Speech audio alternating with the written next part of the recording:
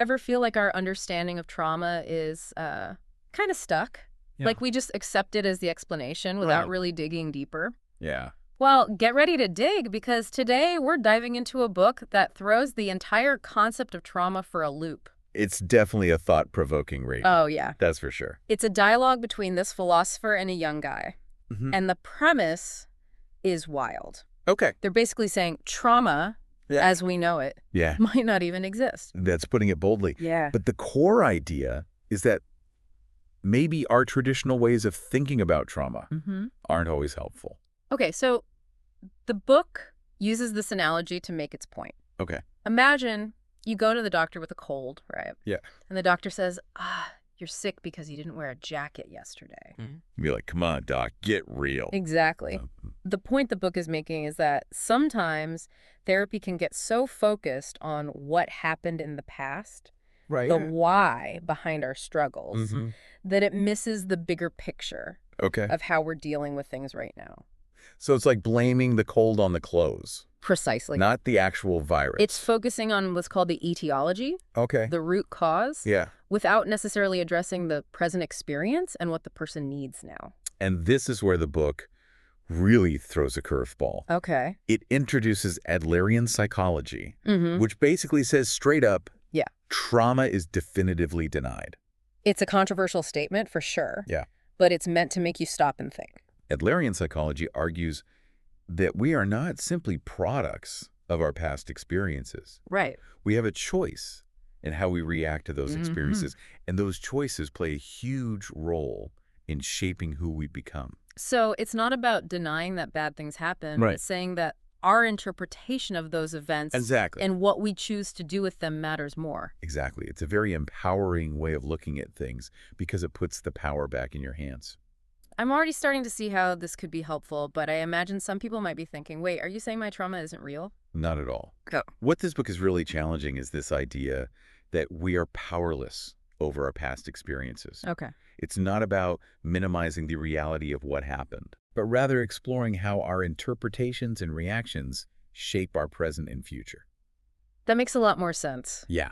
So how does this actually play out? Well, the book uses some interesting examples, right? It does. One that comes to mind is about this guy who's become reclusive after a series of difficult experiences. Oh, I know the one. Yeah. He's convinced his past is like basically forcing him to stay locked up inside. Right? Exactly. And while it's easy to see how we could feel that way, the book challenges us to think about it a little differently. Okay.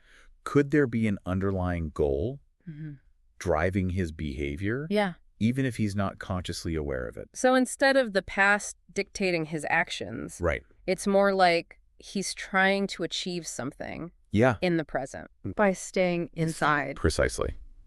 Maybe it makes him feel safer. Okay. Or perhaps he gets more attention from loved ones when he's withdrawn. Right. Adlerian psychology calls this teleology. Okay. This idea that we're driven by our future goals, even when those goals are buried beneath layers of past experiences. Teleology. Okay, I'm adding that to my mental toolkit. So we're not just shaped by where we've been, but also where we want to go. You got it. And this applies even to our emotions. Okay.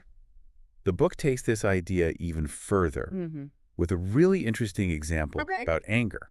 Oh, yeah, the coffee spilling incident. Yes. Like you're just minding your own business in a cafe. Right. And bam, someone drenches you in hot coffee. And in that moment, anger feels like the most natural, inevitable response. Yet, who wouldn't be furious? But here's where the book really makes you think. Yeah. What if even emotions like anger, which we often see as involuntary, could actually be driven by underlying goals? Okay, then that is wild. You're saying my anger is strategic? Yeah, in a way, yes.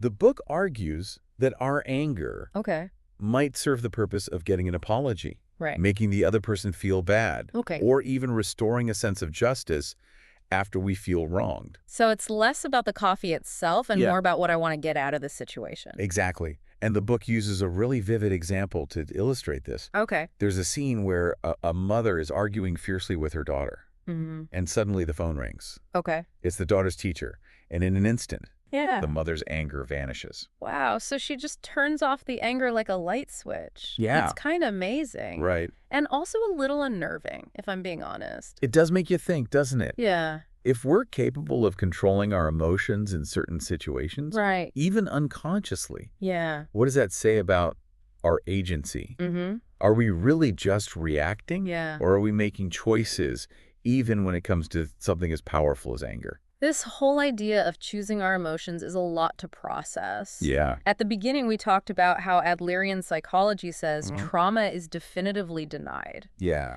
And I'm starting to see how that challenging statement could actually be really empowering. It's exactly it. Yeah. It's not about denying the reality of painful experiences, right, but rather shifting the focus to what we can control.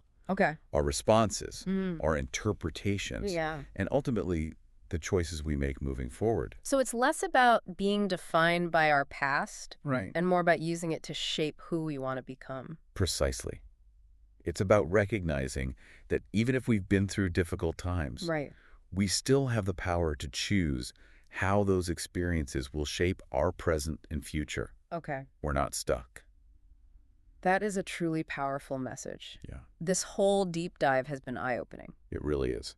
So if our feelings are, at least in part, chosen, what does that mean for how we face challenges going forward? That's the million-dollar question, isn't it? Yeah. It invites us to pay closer attention to our emotional responses. Okay. What purpose might they be serving?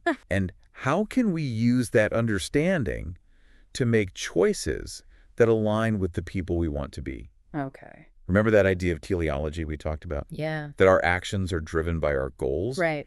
Maybe the same could be said of our emotions. So instead of just reacting, we can pause and ask ourselves, Right. okay, what am I hoping to achieve with this feeling? Yeah. Is it actually helpful, or is there a different, more constructive way I could respond? Exactly. It's about taking ownership of our emotions. Yeah. Understanding their potential impact, and ultimately making conscious choices that lead to greater well-being and fulfillment. Okay. It's not easy. Right. But as we've been exploring today, it's certainly possible. This has been an incredible deep dive. It has. And I have a feeling I'll be thinking about this conversation for a long time to come. Me too.